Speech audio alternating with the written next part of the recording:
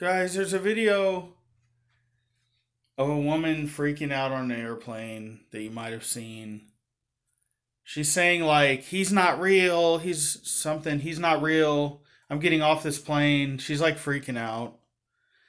And people are like, what did she see? Is there a reptilian? Is there a robot? I don't know the answer to that, but I do know that Sasquatch told me to drink some coffee, and he was like, man, you gotta do it, okay? Sasquatch doesn't play around, guys. He doesn't play around with the coffee. He knows what's good and what's true.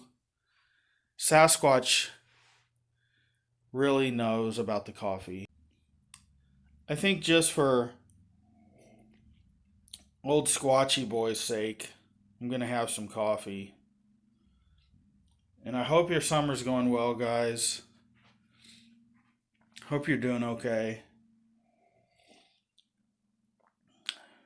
Just wanted to check in.